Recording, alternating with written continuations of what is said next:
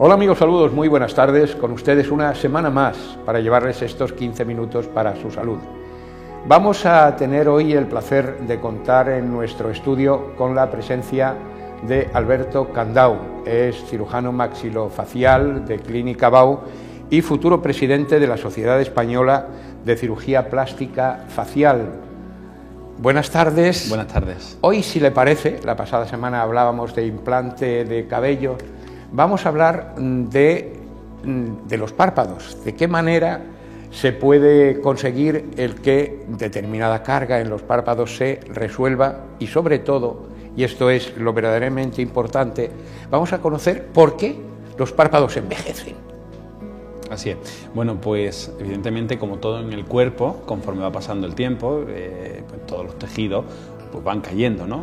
Eso, por desgracia, evidente, comúnmente evidente. lo sabemos. Entonces, dentro de lo que son los párpados, pues tenemos piel, tenemos grasa, tenemos músculo y tenemos otra serie de ligamentos por medio que conforme va pasando el tiempo pues van descolgándose. Y eso es lo que hace que tanto en el párpado superior se genere esa famosa telilla, que incluso en algunos pacientes incluso tenemos que operarlos porque precisamente impide la visión correcta. Y en los párpados inferiores pues aparezcan las denominadas comúnmente las bolsas de los párpados, como fruto de un exceso tanto de piel como de grasa.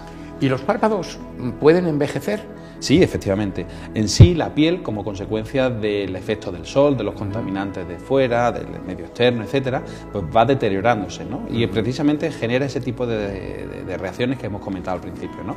Ahí en pantalla han salido unos párpados con un aspecto de juventud importante y característicamente pues van a tener una elasticidad, una tersura, ¿no? Conforme va pasando el tiempo, esos párpados pues van perdiendo todo ese grado de elasticidad y van dando lugar a, en función de una serie de clasificaciones, ¿no? Pues a esas manifestaciones fruto del envejecimiento. Párpados caídos, mirada cansada, ojeras, bolsas, etcétera. No cabe la menor duda de que esto, una vez que se corrige, va a cambiar el aspecto de la cara. La persona de aparecer como cansada, vieja, triste, el cambio va a ser manifiesto. Existen, yo me imagino, diferentes técnicas para conseguir ese rejuvenecimiento de los párpados. ¿Cuáles son estas? Esencialmente nosotros clasificamos en función del párpado que vamos a tratar, ¿no? Pues tenemos las técnicas asociadas al párpado superior y las técnicas asociadas a los párpados inferiores. En función de cuál sea el problema, y como todo en medicina, todo parte de un famoso de la famosa frase de es primero un diagnóstico y posteriormente un tratamiento. Bueno, pues hemos visto, por ejemplo, ahí en la pantalla la presencia de un ojo que tiene una enfermedad que se denomina ectropio, que exactamente lo que estamos viendo ahora mismo en pantalla. Es decir, en este ojo del lado derecho vemos cómo se está evertiendo, cómo se está exponiendo hacia afuera, dando lugar a que el ojo, el párpado, que la función fundamental es la de barrer la lágrima y de producir una defensa en el párpado, bueno, pues vemos cómo este tipo de párpados pues pueden dar lugar a una incompetencia de este tipo de función. La incapacidad de cerrar y abrir correctamente y por lo tanto limpiar. Entonces cada problema tiene una solución diferente, ¿no? Entonces decía, lo primero fundamental es tenemos que hacer un diagnóstico correcto y en función de ese diagnóstico saber cómo orientarlo.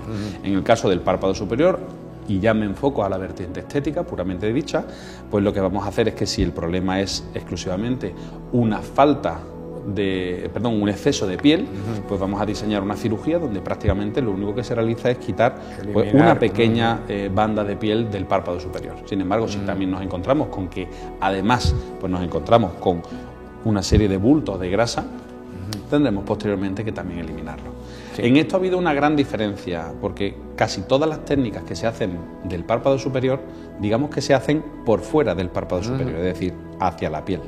Sin embargo, y desde hace algún tiempo, la forma de tratar los párpados inferiores, que casi siempre suele ser en este tipo de casos cuando el paciente lo necesita, en lugar de hacer cortes en la piel del párpado inferior, todo se opera a través de lo que se llama una técnica transconjuntival. Para la gente que está en casa sería como si nosotros traccionáramos del párpado hacia afuera para que viéramos esa telilla rosa que tenemos en el ojo que se llama la conjuntiva. Pues de una manera yo se lo explico a los pacientes, pues igual que cuando uno va al dentista y te quiere hacer algo en la boca, lo que hace es tirar del labio y mirar y hacer lo que tenga que hacer en los dientes y nunca te hace un corte por debajo del mentón para levantar y hacer todo lo demás.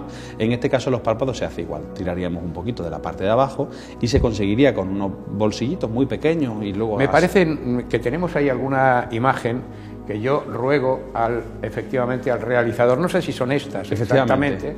Son imágenes que demuestran cómo se puede hacer este tipo de técnicas, efectivamente, ya vemos el paciente está completamente despierto y ahí se puede ver en una imagen pues cómo se diferencia el lado operado del lado no operado, ¿no? Claro.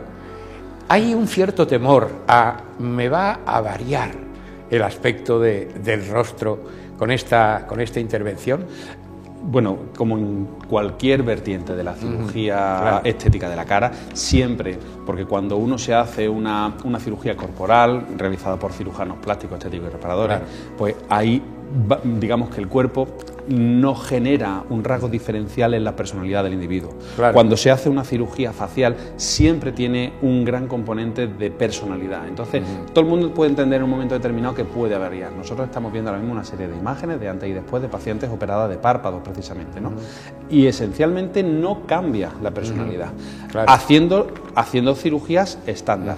Es decir, antiguamente existían pues las tendencias que veíamos sobre todo en las actrices de Hollywood allá por los años 80 y los 90, donde por ejemplo se puso de moda el subir el rabillo del ojo para hacer el ojo más achinado. Evidentemente, si nosotros hacemos eso va a cambiar mucho la expresión de la cara.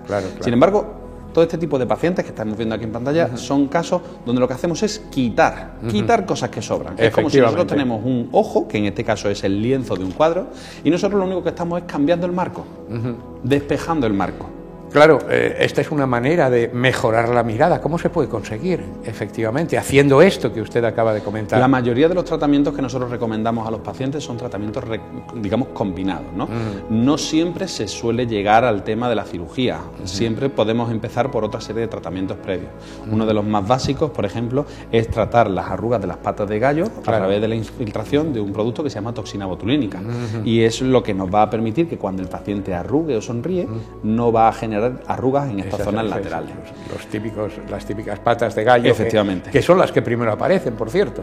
Nosotros también ofrecemos otra serie de tratamientos, como por ejemplo para mejorar lo que es la piel de la zona tanto de la cara como de la frente, pues un láser de CO2 que lo que permite es hacer un barrido. El láser al fin y al cabo es un haz de luz que lo que hace es quemar de una manera muy controlada, pero quemar la superficie de la piel para generar un desgaste y que esa piel nueva que crezca de una manera mucho más homogénea.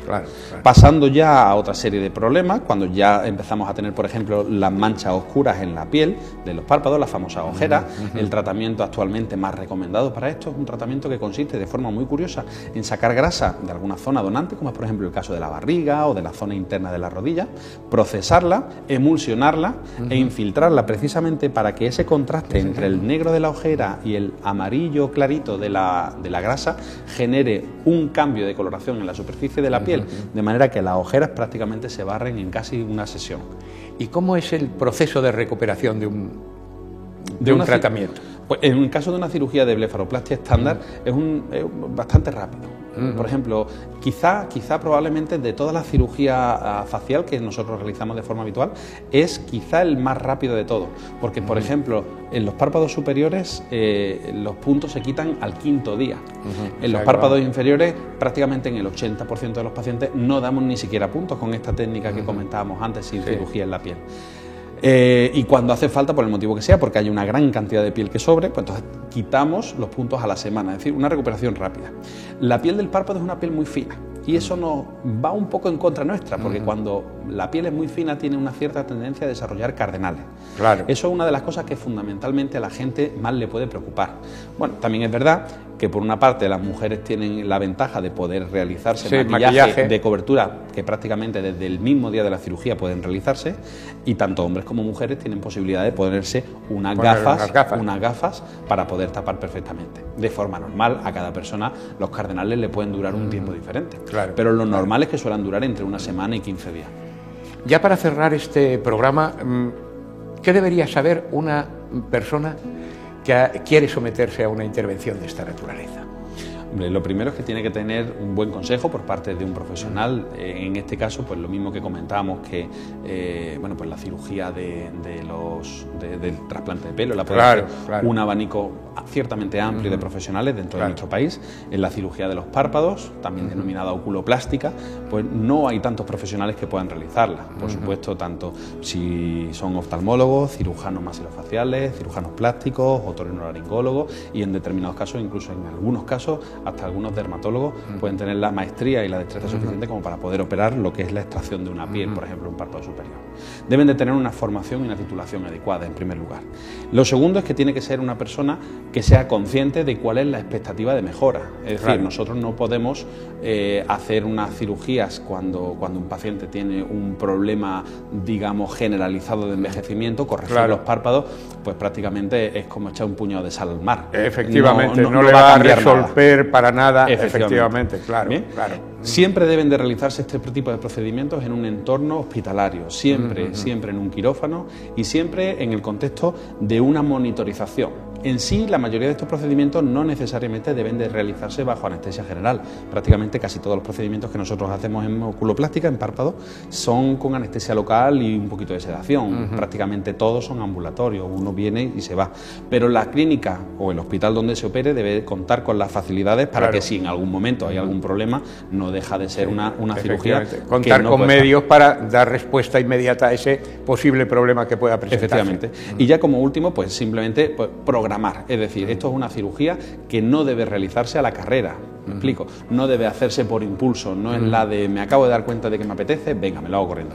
Es preferible sentirse cómodo, preguntar todas las dudas al cirujano que te va a atender y sobre todo organizarlo, porque yo siempre lo explico. Pues, por ejemplo, si una persona tiene que aparecer en un acto social importante o dar la cara, o en fin, estar muy presentable, es la típica cirugía que nosotros recomendamos aproximadamente unas 3 semanas de... Bueno, uno puede hacer una vida normal, trabajar, pues yo que soy médico, yo siempre le explico a los pacientes, si yo fuera el médico y yo soy el que me opero, para operar en un quirófano, a lo mejor en 5 o 6 días estaría perfectamente para operar. Oiga, si yo soy presentador de televisión, a lo mejor necesitaría cuestión de 3 semanas o un mes para poder estar perfectamente, para poder estar de cara al público, ¿no? Cada persona tiene una manera diferente, pero sobre todo programarlo y no hacer una cirugía a la carrera. Doctor Candau, ha sido, como siempre, un placer contar con su presencia en este estudio. Amigos telespectadores, muchas gracias por la atención que nos han prestado. Dentro de 7 días volveremos a estar con ustedes y, desde luego, esperando que vuelvan a estar ahí y de nuevo al otro lado del receptor. Aquí vamos a poner el punto final a este espacio, pero insistimos, contamos con ustedes y hasta la semana que viene. Procuren ser felices. Buenas tardes. Reciban el saludo de José Ignacio.